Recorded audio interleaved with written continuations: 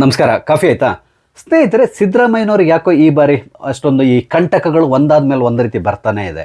ಈಗಾಗಲೇ ಮುಡಾ ಹಗರಣದಲ್ಲಿ ಸಿಕ್ಕಾಕೊಂಡು ವಿಲವಿಲ್ಲ ಅಂತೇಳಿ ಒದ್ದಾಡ್ತಾ ಇದ್ದಾರೆ. ಅವ್ರ ಪರಿಸ್ಥಿತಿ ಹೇಗಾಗಿದೆ ಅಂತ ಹೇಳಿದ್ರೆ, ಈ ಬಲೆಯಲ್ಲಿ ಮೀನು ಸಿಕ್ಕಾಕೊಂಡ್ರೆ ಹೇಗಾಗುತ್ತೆ ಆ ರೀತಿ ಆಗೋಗಿದೆ.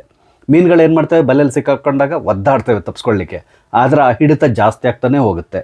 ಅದೇ ರೀತಿಯಲ್ಲಿ ಸಿದ್ದರಾಮಯ್ಯನವ್ರು ಏನೇನೋ ಮಾಡ್ತಾ ಇದ್ದಾರೆ, ಆದರೂ ಕೂಡ ಈ ಹಗರಣದಿಂದ ಹೊರಬರಲಿಕ್ಕೆ ಆಗ್ತಾ ಇಲ್ಲ. ಈಗ ಅದು ಕೋರ್ಟ್ನಲ್ಲಿದೆ. ಬಹುಶಃ ಇನ್ನು ಬರುವ ವಾರದಲ್ಲಿ ಅದು ಎಲ್ಲ ರೀತಿಯಲ್ಲಿ ನಿಚ್ಚಳವಾದಂತಹ ಚಿತ್ರಣ ಎಲ್ರಿಗೂ ಸಿಗ್ತದೆ. ಅಂದರೆ ಅವರ ವಿರುದ್ಧ ವಿಚಾರಣೆಗೆ ಪರ್ಮಿಷನ್ ಕೊಡಬೇಕಾ ಬೇಡ ಅನ್ನೋದು ಈಗ ಕೋರ್ಟ್ನಲ್ಲಿ ಡಿಸೈಡ್ ಆಗೋ ಹಂತದಲ್ಲಿದೆ. ಇದ್ರ ಮಧ್ಯದಲ್ಲಿ ಈ ಮುಡಾ ಹಗರಣದ ಜೊತೆಗೆ ಇನ್ನೊಂದು ಹಗರಣ ಕೂಡ ಇವರ ಕ್ಯಾಬಿನೆಟನ್ನು ಸುತ್ತಕೊತಾ ಇದೆ. ಅದು ಯಾವುದು ಅಂತ ಹೇಳಿದರೆ, KIADBಗೆ ಸಂಬಂಧಪಟ್ಟಂತಹ ಭೂಮಿಯನ್ನು ಬೇರೆ ಬೇರೆ ಹಂಚಿರುವಂತಹದ್ದು. ಅದು CA ನಿವೇಶನಗಳನ್ನು ಬೇರೆ ಬೇರೆ ಹಂಚಿದ್ದಾರೆ. ಅದು ರೂಲನ್ನು ಬ್ರೇಕ್ ಮಾಡಿ ಕೆಲವರಿಗೆ ಹಂಚಲಾಗಿದೆ ಅನ್ನೋದು ಈಗ ಒಂದು ಸುದ್ದಿ ಆಗ್ತಾ ಇರುವಂತಹದ್ದು. ಅದರಲ್ಲಿ ಮುಖ್ಯವಾಗಿ ಹೇಳಬೇಕಂದ್ರೆ, ಖರ್ಗೆ ಕುಟುಂಬಕ್ಕೆ ನಿಮ್ಗೆ ಗೊತ್ತಾಯಿದೆ, ಪ್ರಿಯಾಂಕ್ ಖರ್ಗೆ ಮತ್ತು ಮಲ್ಲಿಕಾರ್ಜುನ್ ಖರ್ಗೆ ಅವರು ಇಬ್ಬರು ಕೂಡ ಪ್ರಭಾವಿಗಳೇ. ಒಬ್ಬರು ಸೆಂಟ್ರಲಲ್ಲಿದ್ದರು, ಇನ್ನೊಬ್ಬರು ಸ್ಟೇಟ್ನಲ್ಲಿದ್ದಾರೆ.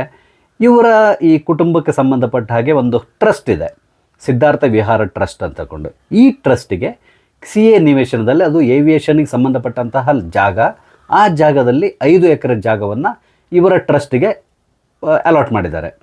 ಇದೀಗ ವಿವಾದದ ಸ್ವರೂಪವನ್ನು ಪಡ್ಕೊಂಡಿದೆ. ಯಾಕಂತೇಳಿದರೆ, ಅಲ್ಲಿ ಏವಿಯೇಷನ್ಗೆ ಸಂಬಂಧಪಟ್ಟಂತಹ ಇಂಡಸ್ಟ್ರಿ ಮಾಡಲಿಕ್ಕಾಗಿ ಅಲಾಟ್ ಆಗಿರುವಂತಹ ಜಾಗ ಅದು. ಅದರಲ್ಲಿ ಇವ್ರದ್ದು ಯಾವುದೊಂದು ಟ್ರಸ್ಟಿಗೆ ಯಾಕೆ ಕೊಟ್ಟಿದ್ದೀರಾ ಅಂತೇಳಿ ಕ್ವಶನ್ ಮಾಡ್ತಾ ಇದ್ದಾರೆ. ಈಗ ಈ ಖರ್ಗೆ ಅವರು ಹೇಳ್ತಾ ಇರೋದು ಏನಂತೇಳಿ, ಅಲ್ಲಿ ನಾವು ಯಾವುದೊಂದು ಕಾಲೇಜ್ ಮಾಡ್ತೇವೆ, ಅಂದರೆ ಏವಿಯೇಷನ್ ಸಂಬಂಧಪಟ್ಟಂತಹ ಕಾಲೇಜ್ ಮಾಡ್ತೇವೆ ಅಂತೇಳಿ ಹೇಳ್ತಾ ಇದ್ದಾರೆ. ಆದರೆ ಕೆಲವರು ಹೇಳ್ತಾರೆ ಅಲ್ಲೇನೋ ಬೌದ್ಧ ವಿಹಾರ ಇವ್ರು ಮಾಡ್ತಾರೆ ಅಂತೇಳಿ ಹೇಳ್ತಾ ಇದ್ದಾರೆ. ಅದು ಯಾವುದೇ ರೀತಿ ಕ್ಲಾರಿಟಿ ಇಲ್ಲ. ಈ ಟ್ರಸ್ಟ್ ಇದೆಯಲ್ಲ, ಇದು ಇವರ ಫ್ಯಾಮಿಲಿಗೆ ಸಂಬಂಧಪಟ್ಟಂತಹ ಟ್ರಸ್ಟು. ಹಾಗಾಗಿ ಈ ಫ್ಯಾಮಿಲಿ ಟ್ರಸ್ಟಿಗೆ ನೀವು ಯಾಕೆ ಜಾಗವನ್ನು ಕೊಟ್ಟಿದ್ದೀರಾ ಅಂತ ಹೇಳ್ಕೊಂಡು ಕ್ವಶನ್ ಮಾಡ್ತಾ ಇದ್ದಾರೆ. ಇದ್ರ ಜೊತೆಲಿ ಇನ್ನೊಂದು ಬಾಗ್ಮನೆ ಫ್ಯಾಮಿಲಿಯವರಿಗೆ ಇನ್ನೊಂದು ಕೆಲವು ಎಕರೆಗಳ ಜಾಗವನ್ನು ಅಲಾಟ್ ಮಾಡಿದ್ದಾರೆ. ಇದು ಕೂಡ ಈಗ ವಿವಾದದ ಸ್ವರೂಪವನ್ನು ಪಡೆದಿದೆ. ಇದರಲ್ಲಿ ಏನಂತ ಹೇಳಿದರೆ, MB ಪಾಟೀಲ್ ಮತ್ತು ಬಾಗ್ಮನೆ ಫ್ಯಾಮಿಲಿಯವರು ಬಹಳಷ್ಟು ಕ್ಲೋಸ್ ಫ್ರೆಂಡ್ಸ್ ಅನ್ನೋದು, ಅಂದರೆ ಒಂದು ರೀತಿಯ ಫ್ಯಾಮಿಲಿ ಫ್ರೆಂಡ್ಸ್ ಅಂತೇಳಿ ಹೇಳ್ತಾರಲ್ಲ, ಆ ರೀತಿ ಅಂತೇಳಿ ಹೇಳ್ತಾ ಇದ್ದಾರೆ. ಹಾಗಾಗಿ ಇದರಲ್ಲಿ ಕೂಡ ಅಷ್ಟೇ ಎಲ್ಲ ರೀತಿಯ ನಿಯಮಗಳನ್ನು ಗಾಳಿಗೆ ತೂರಿ ಬಾಗ್ಮನೆಯವರಿಗೆ ಈ ಒಂದು ಜಾಗವನ್ನು ಕೊಟ್ಟಿದ್ದಾರೆ ಅಂತೇಳಿ ಹೇಳ್ತಾ ಇದ್ದಾರೆ.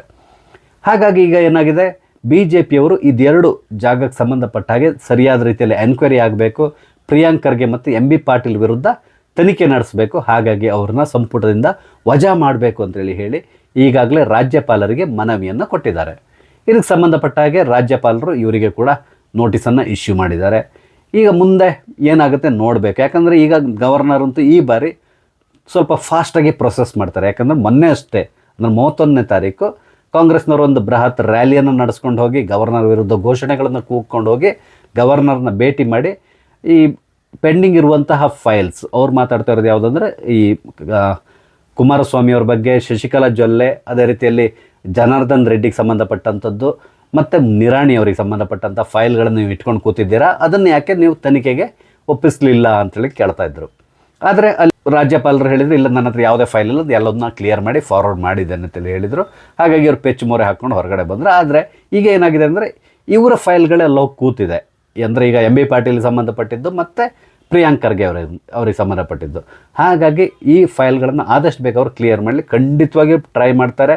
ಆದಷ್ಟು ಬೇಗ ಇದಕ್ಕೆ ಸಂಬಂಧಪಟ್ಟಾಗೆ ವಿಚಾರಣೆ ಕೊಡಬೇಕಾ ಬೇಡ ಅನ್ನೋದನ್ನು ಡಿಸೈಡ್ ಮಾಡಿ ರಾಜ್ಯಪಾಲರು ಇದನ್ನು ಮುಂದುವರಿಸ್ತಾರೆ ಅಂತೇಳಿ ಹೇಳ್ಬೋದು.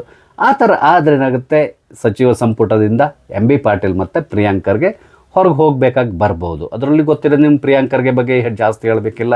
ಅವರು ಒಂದು ರೀತಿ ಕರ್ನಾಟಕದಲ್ಲಿ ಸೂಪರ್ CM ಆಗಿದ್ದಾರೆ. ಅಂದರೆ ಎಲ್ಲ ರೀತಿಯ ಎಲ್ಲ ಖಾತೆಗಳ ಬಗ್ಗೆ ಕೂಡ ಅವರು ಆವಾಗ ಮಾತಾಡ್ತಾ ಇರ್ತಾರೆ. ಹಾಗಾಗಿ ಅವ್ರನ್ನೊಂದು ರೀತಿಯಲ್ಲಿ ಸೂಪರ್ CM ಅಂತ ಕೊಂಡೇ ಹೇಳ್ತಾರೆ. ಅದ್ರಲ್ಲಿ ಮುಖ್ಯ ಕಾರಣ ಏನಂದರೆ, ಖರ್ಗೆ ಅಂದರೆ ಮಲ್ಲಿಕಾರ್ಜುನ್ ಖರ್ಗೆ ಅವರು AICC ಪ್ರೆಸಿಡೆಂಟ್ ಆಗಿದ್ದಾರೆ. ಹಾಗಾಗಿ ಆ ಒಂದು ಅವರಿಗೆ ಇರುವಂತಹ ಬಲ ಇದೆಯಲ್ಲ, ಅದನ್ನು ಆ ಬಲವನ್ನು ಅವರು ಈ ರೀತಿ ತೋರಿಸ್ಕೊತಾ ಇದ್ರು. ಹಾಗಾಗಿ ಕಾಂಗ್ರೆಸ್ನಲ್ಲಿ ಬಹಳಷ್ಟು ಜನರಿಗೆ ಇವ್ರ ಬಗ್ಗೆ ಒಂದು ರೀತಿಯ ಅಸಮಾಧಾನ ಇದೆ. ಈ ಅಸಮಾಧಾನ ಈಗ ಸ್ಫೋಟಗೊಳ್ಳುವ ಸಾಧ್ಯತೆ ಇದೆ. ಹಾಗಾಗಿ ಪ್ರಿಯಾಂಕ್ ಖರ್ಗೆಯನ್ನು ಆದಷ್ಟು ಬೇಗ ಸಂಪುಟದಿಂದ ಹೊರಗಡೆ ಹಾಕಲಿಕ್ಕೆ ಕಾಂಗ್ರೆಸ್ನಲ್ಲೇ ಒತ್ತಡ ಬೀಳುವಂಥ ಸಾಧ್ಯತೆ ಇದೆ.